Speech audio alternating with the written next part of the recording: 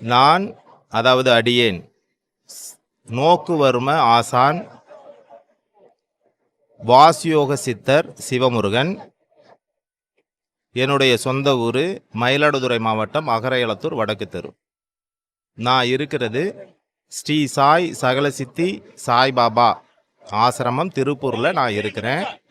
படிப்பு முடிச்சுட்டு நான் முதல்ல எங்கே வந்தேன்னா சினிமா துறைக்கு தான் வந்தேன். சினிமா துறைக்கு வந்து சில சீரியல்களில் வாய்ப்பு கேட்டு போகும்போது முதல்ல ஒரு சீரியல் நடிக்கிறேன். அந்த சீரியலுடைய பேர் தர்ம யுத்தம். நிழல் ரவி, கௌசல்யா அவர்கள்லாம் நடிச்சிருக்கிறாங்க. அதில் தர்ம யுத்தம் ஒரே சீரியல். அதுக்கப்புறம் பார்த்து புரிஞ்சுக்கிட்டேன், இங்கே இருந்தால் இதில் முன்னேற முடியாது, அதாவது ரொம்ப லேட் ஆகும், இங்கே வந்து வருமானம்லாம் நமக்கு தேவைப்படும், பணம்லாம் நிறைய தேவைப்படும் அப்படின்னு சொல்லி அதுக்கப்புறம் வேறு ஒரு மார்க்கெட்டிங் ஃபீல்டில் இறங்கி நான் ஒரு ரியல் எஸ்டேட் அந்த மாதிரிலாம் பண்ணி இன்றைக்கி சில காசை கடந்து பணத்தை கடந்து என்ன இருக்குது அப்படின்னு நான் தேடும்போது இது ஆன்மீகத்தில் ஞானம் என்ற ஒரு நிலை இருக்கிறது அப்படிங்கிறத புரிஞ்சுக்கிட்டேன். ஒரு வாசியோக சித்தர் நோக்குவர்ம ஆசான், பார்த்த பார்வையிலே பல வியாதிகளை குணப்படுத்தக்கூடிய ஒரு வல்லமை வாய்ந்தவனா எனக்கு அந்த காசி விஸ்வநாதருடைய அருளால் எனக்கு கிடைச்சிருக்குது.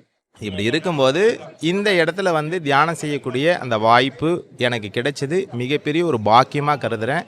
அங்கே இறுதி ஊர்வலத்தில் சங்கு ஊதக்கூடிய வாய்ப்பு காசி விஸ்வநாதர் என்னுடைய கனவில் வந்து இந்த மாதிரி என் பிள்ளை அங்கே எழுந்திருக்க முடியாமல் கிடக்கிறேன், நீங்கள் என்னடா நீ வந்து தூக்கம் உனக்கு கெடுக்குது அப்படின்னு சொல்லிட்டு எனக்கு அந்த சங்கை எடுத்துகிட்டு போய் ஊதுரா அப்படின்னு ஒரு வார்த்தை கேட்டது. தூங்கும்போது வந்தேன், எடுத்துகிட்டு வந்தேன். அந்த 8 கிலோமீட்டரும் நான் ஊதிட்டு வந்தேன். ஆனால் 8 கிலோமீட்டர் நடந்து வந்தனே தவிர எனக்கு உடல் வெளியே சுத்தமாக கிடையாது. அன்னைக்கே நான் உணர்ந்துட்டேன் இதனுடைய மகத்துவத்தை. பல ஜீவ சமாதிகளில் நான் தியானம் செய்திருக்கிறேன்.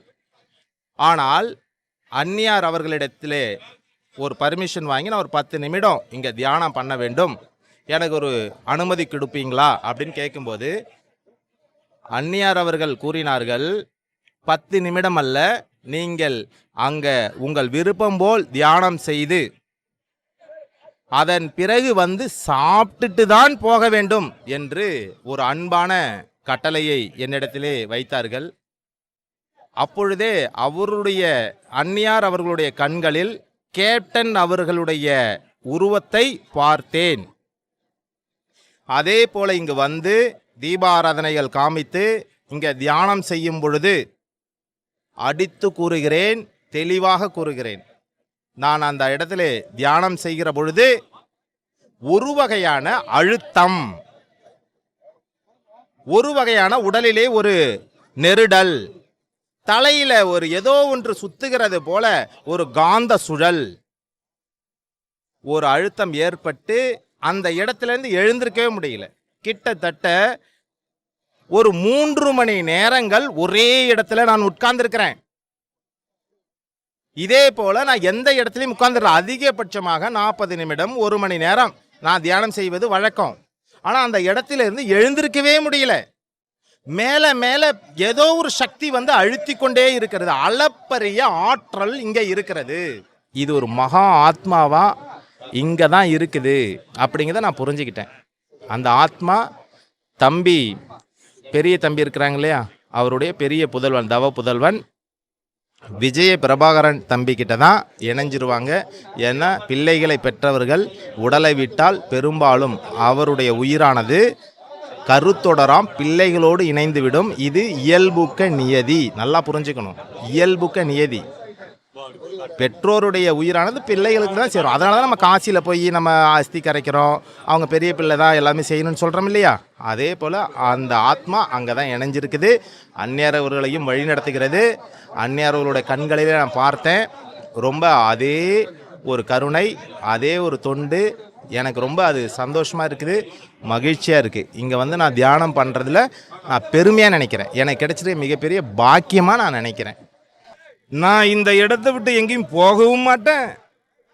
இந்த மக்களுடைய இதயத்தில் தான் குடிகொண்டிருப்பேனே தவிர எனக்கு சொர்க்கம் அப்படின்னு சொல்றது இந்த மக்களுடைய இதயம்தான்.